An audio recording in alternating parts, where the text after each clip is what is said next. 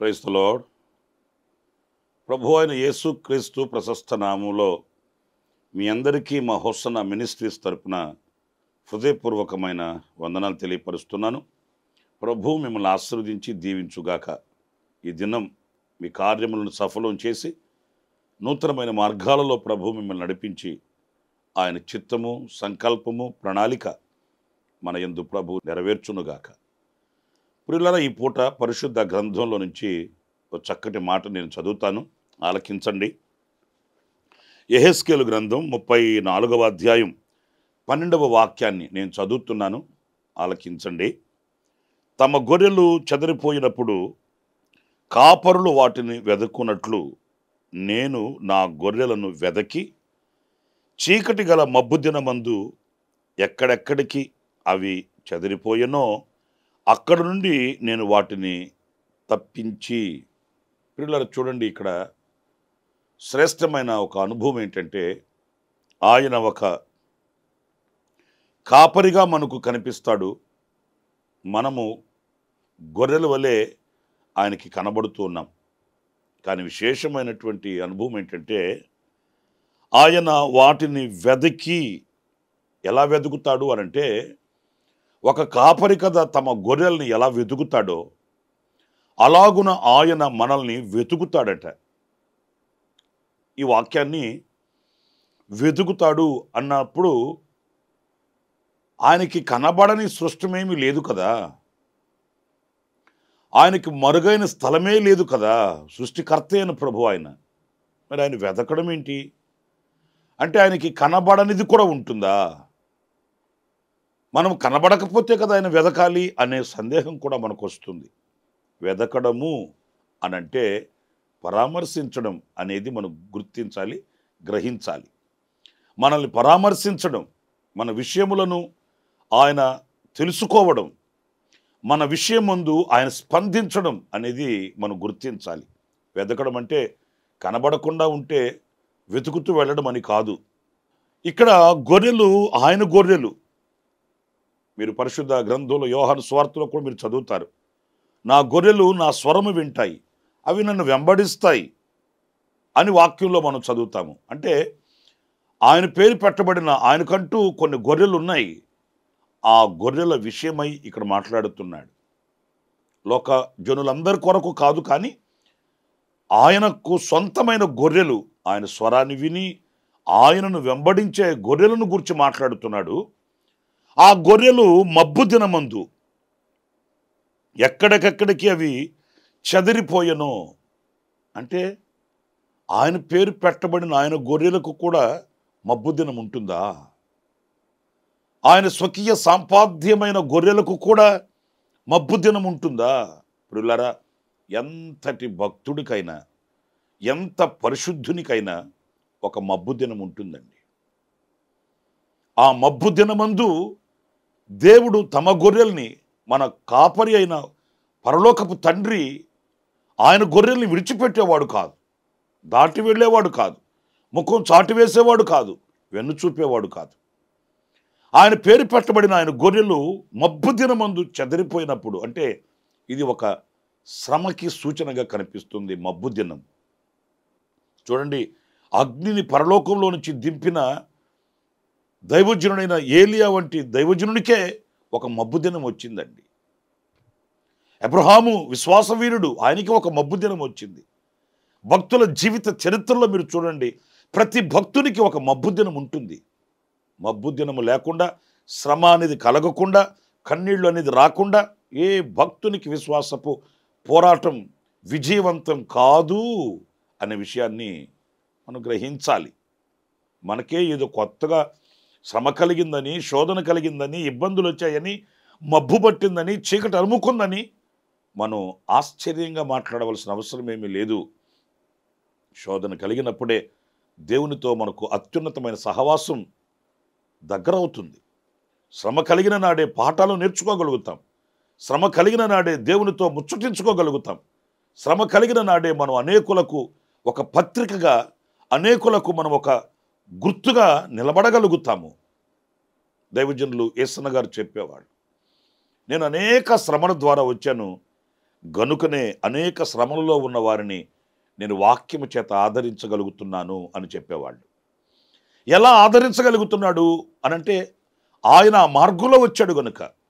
అనేకులకు మనము వెలుగుగా ఉండు నిమిత్తం, అనేకులకు మనం ఒక ఆశ్రయముగా ఉండే నిమిత్తం, అనేకులకు మనం ఊరట కలిగించి ధైర్యాన్ని పుట్టించు నిమిత్తం ప్రభు మనల్ని పలు మార్గాలలో తీసుకుని వెళ్తాడు. అవి మనకు హానికరమైనవి కావు, అవి క్షేమకరమైనవి అనేది మనం విశ్వసించాలి. కనుక నా ప్రియ సహోదరులారా, ఇక్కడ తమ గొర్రెలకు మబ్బు దినం ఒకటి వచ్చిందంట. ఆ మబ్బు దినమందు సర్వసాధారణంగా శ్రమలు వస్తుంటాయి, కష్టాలు వస్తుంటాయి అని దాటుకుని వెళ్ళడంట. ఆయన గొర్రెల్ని పరామర్శించి పట్టించుకొని ఎక్కడికి ఆ చీకటి దినమందు లేక ఆ మబ్బు దినమందు చెదిరిపోయాయో వాటిలన్నిటిని ఆ శ్రమ దినమందు ఆయన పరామర్శిస్తాడంట. వాటిని మరలా అక్కడి నుండి వాటిని తప్పించి తీసుకుని వస్తాడంట.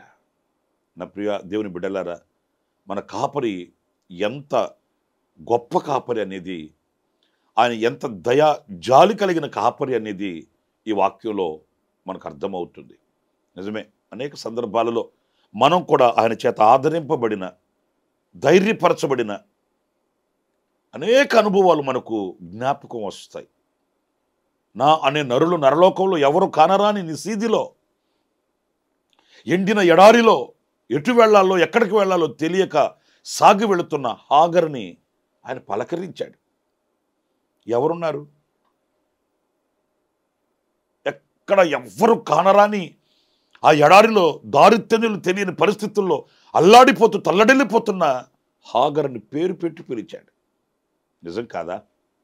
ఆయన మంది బలాన్ని చూసి మన ప్రక్కన నిలిచేవాడు కాదు, ధన బలాన్ని చూసి మన ప్రక్కన నిలిచేవాడు కాదు, శక్తి సామర్థ్యతను చూసి మన పక్షాన నిలిచేవాడు కాదు. ఇంటి మీద ఒంటిగా ఉన్న పిచ్చుక వలె నిలిచిన వేళ మనతో నిలిచి, మనల్ని పరామర్శించి, మనల్ని ధైర్యపరిచి, మన నడకను కొనసాగింపచేయు శక్తిగల దేవుడు మనం ఆరాధించి మన ప్రభు అయిన యేసుక్రీస్తు. గనుక ఎవరో లేరు, ఎవరో ఉన్నారని కాదు, కానీ నిత్యము ఆయన యుగ సమాప్తి వరకు సదాకాలం మనతో ఉంటానన్న సర్వశక్తి కలిగిన దేవుడు మనల్ని విడిచిపెట్టేవాడు కాదు, మర్చిపోయేవాడు కాదు. ఆయన నిత్యము మనతో ఉండు మంచి కాపరి. ఆయన తమ బిడ్డలు శ్రమలలో ఉంటే, కష్టాలలో ఉంటే వారిని వెతికి, వారిని పరామర్శించి, వారిని ఆ స్థితిగతుల మధ్యలో నుంచి ఆయన తప్పిస్తాడు అనే మాటని ఈ వాక్యంలో మనం గమనిస్తూ ఉన్నాం. ఇంకొక మాట కూడా నేను మీకు జ్ఞాపకం చేస్తాను. ఇది మనందరికీ బాగా తెలిసిన సంగతి. లూకా సువార్త 19వ అధ్యాయం 10వ వాక్యాన్ని నేను చదువుతున్నాను, జాగ్రత్తగా ఆలకించండి. నశించిన దానిని వెదకి రక్షించుటకు మనుష్య కుమారుడు వచ్చెనని అతనితో చెప్పెను. ఈ మాట మనకు చాలా పరిచయమైన మాట. అయితే ఈ సందర్భానుసారంగా నేను మీతో చెప్పాలనుకున్న మాట ఏంటంటే, ఆయన దేనిని వెతుకుతున్నాడు అనంటే, ఆయన పేరు పెట్టబడిన ఆయన స్వాస్థ్యమైన ప్రజలను మాత్రమే కాదంట. ఇక్కడ నశించిన దానిని అంటే ఇక చేతికి రానిది, నశించినది అనే మాటని కాస్త వ్యాఖ్యాన గ్రంథంలో మనం చదివితే అక్కడ వ్రాయబడిన మాట ఏంటంటే, దేనిని నశించినది అని అంటారు అంటే ఇక అది చేతికి రాదు. ఇప్పుడు మన ఇంట్లో ఫర్నిచర్ ఉందనుకోండి, లేకపోతే ఏదైనా ఐరన్కి సంబంధించింది ఉందనుకోండి, అది రిపేర్ చేయగలిగినంత వరకు రిపేర్ చేస్తాం, వాడుకుంటాం. ఇక రిపేర్ చేసినా కూడా పనికిరాదు అన్నప్పుడు దాన్ని ఏం చేస్తాం? తీసుకెళ్ళి దాన్ని చెత్తలో వేయడమో, లేకపోతే దానిని వేరే విధంగా బయట పడేయడానికి ఇష్టపడతాం. ఇంకా అది పనికిరాదు, చేతికి రాదు, దానిని ఏం చేసినా మరలా దాన్ని ఉపయోగించుకోలేము. నశించినది అంటే అంతటి దుస్థితి. అయితే వాక్యంలో మనం గమనించినప్పుడు ఆశ్చర్యం ఏంటంటే, చేతికి రాక, పనికి రాక, పడవేయబడిన, త్రోసివేయబడిన, తృణీకరింపబడిన దానిని ఆయన పరామర్శించి దానిని రక్షిస్తాడంట. ఎంత ఆశ్చర్యమైనటువంటి అనుభవం చూడండి. నశించిన దాని మీద ఎవరు మనసు పెట్టరండి. పనికిరాని దానికోసం ఎవరు ప్రయాసపడతారు? ఎంత చేసినా అది ఉపయోగానికి రాదు, నిరుపయోగమైనది, ఇక దాంట్లో శక్తి లేదు, ఇక పని చేయదు అనుకున్న దాని కొరకు ఎవరు కాలాన్ని వెచ్చిస్తారు? కానీ మన ప్రభువు అయిన యేసుక్రీస్తు కాలాన్ని వెచ్చించడం కాదు, ప్రాణమే పెట్టాడు ఆ నశించిన దాని కొరకు. ఆయన పవిత్రమైన పరిశుద్ధమైన రక్తం కార్చాడు, దెబ్బలు తిన్నాడే, సిలువను మోసాడే, చాళ్లుగా వీపు దున్నబడుతున్నప్పుడు మౌని అయి నిలిచాడే. ప్రియ సహోదరులరా, మండుటి ఎండలో ఆకాశానికి భూమికి మధ్య వ్రేలాడి ఆయన తమ తుది శ్వాసను విడుస్తూ క్షమభిక్షను పెట్టిన, రక్షణ భిక్షను పెట్టిన దాత ఒకే ఒక్కడు. ఆయన పేరే నజరేయుడైన యేసు మన ప్రభువు. నశించిన దానిని వెదకి రక్షించడానికి, ఆ నశించిన దానిని మరలా రక్షించి పూర్వస్థితిని కలుగు చేయడానికి. నిజమే, ఈ రోజున మనం పరిశుద్ధుడైన దేవునిని ఆరాధిస్తున్నాము, స్తుతిస్తున్నాము. మన కుటుంబాలు రక్షణ నిలయాలుగా మార్చబడ్డాయి. మనము రక్షణ పొందిన స్వాస్థ్యముగా మార్చబడ్డాము. కారణం ఏంటంటే మనలో ఏదో ఆధిక్యత ఉండి, మనలో ఏదో శక్తి సామర్థ్యతలు ఉండి కాదు. మనం నశించి ఉన్నప్పుడు మనల్ని ఆయన వెదకి, అంటే ఆయన మన దరిచేరి మనల్ని బాగు చేసి, మన మనస్సును మార్చి, మన స్వాభావికమైన గుణగణాలలో మార్పును తీసుకుని వచ్చి మనకొక వెలుగుని ఆపాదింపచేసి మనల్ని వెలుగు సంబంధులుగా తీర్చిదిద్దాడు. నశించిన స్థితిలో నుంచి మనం ఈ రోజున రక్షించబడిన వారమై క్రీస్తు అనే బండ మీద ప్రభువుని ఆరాధించే జీవము కలిగిన వ్యక్తులుగా మార్చబడ్డాము. నా ప్రియ సహోదరులారా, ఈ నశించిన దానిని ఆయన త్రోసివేయక, దాటి వెళ్ళక ఆయన రక్షించే దేవుడు. వెదకి అంటే ఆ నశించిన దాని దగ్గరకు వెళ్ళి రక్షించు శక్తిగల దేవుడు ఒక్కడే అనేది మనం గుర్తించాలి. ఆ ఒక్కడై ఉన్న దేవునిని లోకానికి ప్రచురం చేయాలి, లోకానికి ప్రకటన చేయాలి. ఈరోజు మనం పొందిన రక్షణను గురించి మనం ఉత్సహించి సంతోషించాలనేది ఈ వాక్యంలో మనం నేర్చుకోవలసిన శ్రేష్టమైన అనుభవం. మరొక్క విషయాన్ని నేను మీకు జ్ఞాపకం చేసి ముగిస్తాను. అది కూడా చూడండి, పరిశుద్ధ గ్రంథంలో ఆ మాటలు మీరు చూడండి. 14వ కీర్తన 2వ చరణం. వివేకము కలిగి దేవుని వెదకువారు కలరేమో అని యెహోవా ఆకాశము నుండి చూచి నరులను పరిశీలించెను. చూడండి, ఇక్కడ వెతుకుతున్నాడంట. ఎవరిని అంటే దేవునిని వెదకువారిని కాదండి. జాగ్రత్తగా మీరు ఆలకించాలి. దేవునిని వెదకువారు కాదు. అందరూ వెతుకుతారు. కష్టం వచ్చినప్పుడు, నష్టం వచ్చినప్పుడు, బాధలు వచ్చినప్పుడు, వేదనలు కలిగినప్పుడు, వ్యాధులు వచ్చినప్పుడు అందరూ దేవుడు ఎక్కడున్నాడు, ఆ దేవుడైనా ఒక సహాయం చేస్తే బాగుంటుంది అని అందరు చేతులు ఎత్తేసినప్పుడు దేవుని వైపు చేతులు ఎత్తుతాం మనం. అది సహజం, పెద్ద గొప్ప కార్యమేమీ కాదు. మనకు శక్తి సామర్థ్యతలు, ధనము, బలము, జనము ఉన్నంతకాలం పరుగులు తీస్తాము, అరులు చాస్తాము, అటు ఇటు ఉరకలెత్తుతాం. ఇక ఎటువైపున మనకు సహాయం రాదు అనుకున్నప్పుడు ఆకాశం వైపు చేతులు ఎత్తుతాం. ఇది మానవ నైజం. కానీ ఇక్కడ దేవుడు ఎవరిని వెతుకుతున్నాడు? ఎవరు కావాలి ఆయనకంటే ఆయనను వెతికేవాళ్ళు కాదంట. నేను చెప్పాను కదండి, ఆపత్కాలం ముందు ఆచారంగా వెతికే వాళ్ళు ఉన్నారు కదండి, వాళ్ళని కాదంట. వివేకము కలిగి దేవుని వెతుకువారు. చాలా శ్రేష్టమైన అమూల్యమైన మాట అండి. వివేకం. ఈ వివేకమును కలిగి ఆయనను వెదకువారు. వెదకే వాళ్ళని ఆయన వెతకాల్సిన అవసరం లేదు. వెతికేవాళ్ళు అందరూ వెతికేవాళ్లే కదా. మరి ఆయన ఎవరిని వెతుకుతున్నాడంటే ఈ వెదకే వాళ్ళల్లో ఎంతమందిలో వివేకం ఉంది, ఈ వివేకము చేత నన్ను వెదకువారు ఎవరు అని ఆయన వెతుకుతున్నాడట. నా ప్రియ సహోదరులారా, మనమంతా ఆయనను వెదకే వారమే. కానీ ఈ దైవ సంబంధమైన వివేకం మన దగ్గర ఉందా, మనం కలిగి ఉన్నామా అని మనం పరిశీలించుకుంటే ఆయన వెదకే వారిలో మనం నిలబడగలుగుతాం, మనం ఉండగలుగుతాం. వివేకం అంటే మంచి చెడులను వివేచించగలిగిన జ్ఞానం. ఏది చీకటి, ఏది వెలుగు, ఏది మరణం, ఏది జీవం, ఏది లోకం, ఏది పరలోకం, ఏది నాది, ఏది నాది కాదు, ఏది క్షేమం, ఏది క్షేమం. ఇవన్నీ వివేకంలో మనం నేర్చుకోవలసిన పాఠాలండి. కొందరికి దేవుడెవరు, జీవుడెవరు, లోకమేది, పరలోకమేది ఏమి వివేకం ఉండదండి. మొత్తాన్ని తీసుకెళ్ళి ఒకే ఘాటి కట్టేస్తారు. దేవుళ్ళందరూ ఒకటేనండి అనే మహానుభావుడు ఒకరైతే, ఈ నదులన్నీ కలిసి ఒక రోజున సముద్రంలో కలిసిపోతాయి గనుక ఏ నదిలో నుంచి వెళ్ళినా సముద్రంలోకి వెళ్ళిపోవడమే కదా అనే ప్రబుధుడు మరొకరైతే, ఇలాగ వేరుగా మనస్తత్వాలతో ఓ ఓ మనసుకు కలిగినటువంటి మాటలు వెదజల్లుతుంటారే కానీ అసలు సర్వశక్తి గల దేవుడు ఎవరు, నడిచే మనిషికి ఎలాంటి దేవుడు కావాలి, చూచే మనిషికి ఎలాంటి దేవుడు కావాలి, మాట్లాడే మనిషికి ఎలాంటి దేవుడు కావాలి, వివేచించే జ్ఞానం. ఇప్పుడు నడిచే మనిషికి నడవలేని దేవుడు ఎందుకండి? మాట్లాడే మనిషికి మాట్లాడని దేవుడు ఎలా సరిపోతాడండి? చూచే మనిషికి చూడలేని దేవుడు ఎలా సరిపోతాడు? కాదు కదా. మనకు నేత్రాలు ఉన్నాయంటే ఈ కళ్ళను సృష్టించిన కర్త ఒకరున్నాడు, సజీవుడైన దేవుడు, బలవంతుడైన ప్రభువు, ఆలోచనకు కర్త అయిన తండ్రి. మరి ఆయనను విస్మరించి ఆయనను గూర్చి వివేకంగా మనం ప్రవర్తించకపోతే దేవుని సన్నిధిలో మనం ఆయన ఎదుట మనం ఎలా నిలబడగలుగుతాము? దేవునినే ఎరుగని వ్యక్తులమే దేవుని ఎదుట ఎలా నిలబడతామండి? వివేకం ఉండాలి. కొన్ని సందర్భాలలో మనం ప్రార్థన చేస్తుంటాం, ప్రార్థనలో వివేకం ఉండాలి. ఆయనతో మనం ఎలా ముచ్చటించాలి, ఎలా ప్రార్థన చేయాలి, ఎలా విన్నపించుకోవాలి, ఎలా ప్రార్థన చేసి విశ్వసించాలి, వివేకం కలిగి మనం మాట్లాడాలి. మీకు ఒక చిన్న మాట చెప్తాను. సొలొమోను రాజు ప్రార్థన చేశాడు. ఆయన ప్రార్థన చేస్తే దేవునికి అది హితమైందట. ఎందుకంటే అంత వివేకంతో ప్రార్థన చేశాడు ఆయన.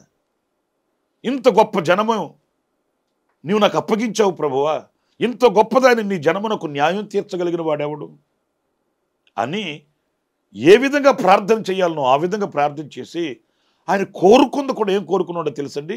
మంచి చెడులను వివేచించగలిగిన జ్ఞానాన్ని నాకు ప్రసాదించయ్యా, అంతకు మించి నేనేం కోరట్లేదు.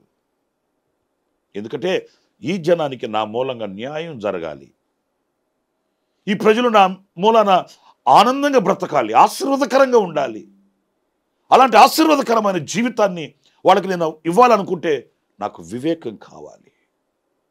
నా ప్రియ సహోదరులారా, ఈ వివేకము కలిగిన వ్యక్తుల్ని ఆయన దృష్టించుచున్నాడు, వాళ్ళని ఆయన చేరుతాడు. షునేమి పట్టణస్థురాలైన స్త్రీని గురించి మనం చదువుతామండి. ఆమె తమ పెనిమిటితో చెప్తుందంట, మన ఇంటికి వచ్చుచూ పోవచ్చున్న దైవజనుడు భక్తి కలిగిన దైవజనుడని నేను ఎరుగుదునయ్యా. ఎట్లా ఎరిగింది? వివేకం. మన ఇంటికి వచ్చుచూ పోవచ్చున్న వ్యక్తి ఎలాంటి వాడు, మన ఇంటికి వచ్చుచూ పోవచ్చున్న దైవజనుడు ఎలాంటి వాడు, వాళ్ళ యొక్క ఆధ్యాత్మికమైన విలువలు ఎలా ఉన్నాయి, ఇవన్నీ వివేకం.